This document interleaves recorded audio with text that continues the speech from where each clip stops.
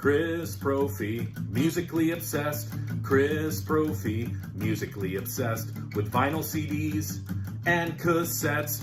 Chris Brophy, musically obsessed. Oh yeah! Judas frickin' Priest. I used to work with this woman at my school. She didn't know who Judas Priest was, but every time something happened, instead of swearing, she would say, Judas Priest. So I said to her, you know that that's a band. She didn't know. But does anybody else out there say Judas Priest? I don't know. Anywho, what do you do when your lead singer, Rob Halford, leaves? You sign a guy named Tim Ripper Owens from a Judas Priest cover band called British Steel. And you release 2 killer studio records and 2 killer live albums. I'm going to show you what those are today. And as I mentioned, his name is Tim Ripper Owens. Now, there were a lot of bands whose lead singer left and they had to replace with a, let's call them a stand-in sort of person, because we were all waiting for the original singer to come in, right? John Bush into Anthrax, even though John Bush came out with some killer records for Anthrax. Blaze in Maiden. I love the Blaze albums. For whatever reason, there's a lot of people who don't like the Blaze albums.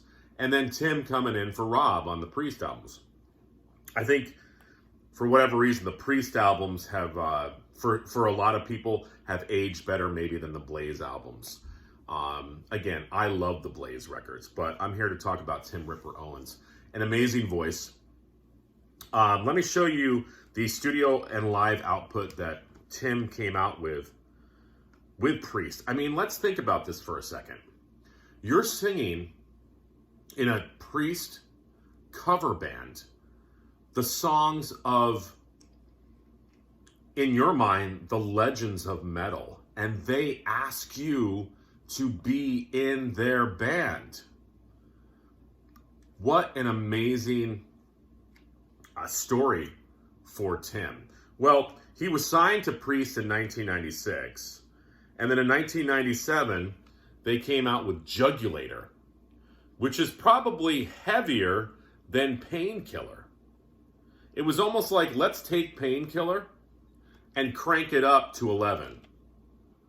And then you get Jugulator. This is a ripper of an album. Excuse the pun. Bloodstained, Jugulator, Dead Meat, Death Row, Decapitate, Burn It. It sounds like a Slayer record. Burn in Hell. It is heavy as you know what. Jugulator.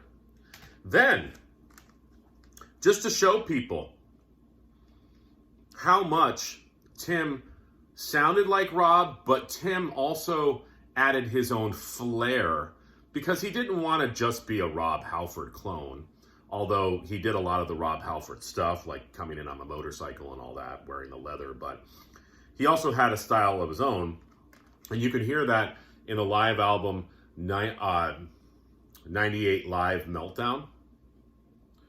2 CD set where Ripper and the band is just banging through classic Priest songs like Electric Eye and Metal Gods and Grinder. And what I like about Tim is he gave those songs a new life. And then they do songs from Jugulator on here as well. But, you know, I think fans were sort of like, all right, we miss Rob, but Tim is doing a kick-ass job. So the live 98 Meltdown, that was a killer album. And then they came out with a studio album called Demolition, which I like a little bit better than Jugulator. I think they sort of honed in on the sound. There's a lot of tracks on here. There's 13 tracks, but it is like riff after riff after riff.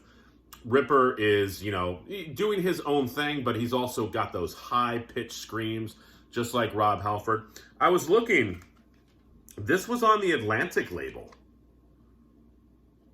So Priest not messing around. I saw them live on this tour. There is the concert ticket.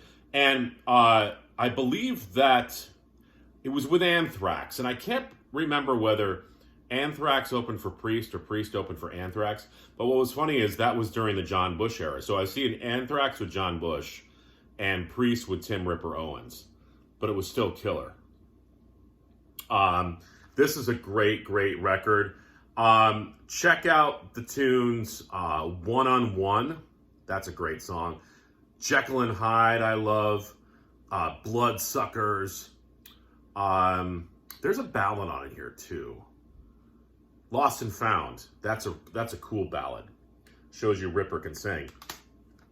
And then to support that album, they came out with the double live in London, where of course they're banging through Priest classics and then doing songs from Demolition. I guess there's a live DVD of this as well. This is a double CD.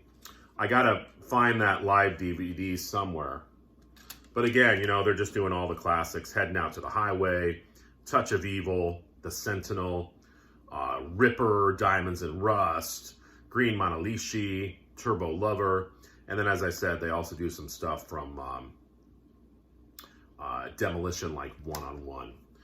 Now, Tim, I think, is well respected in the metal and rock community because he's also sung for Iced Earth, and the albums with him are killer. He's sung with Yngwie Malmsteen.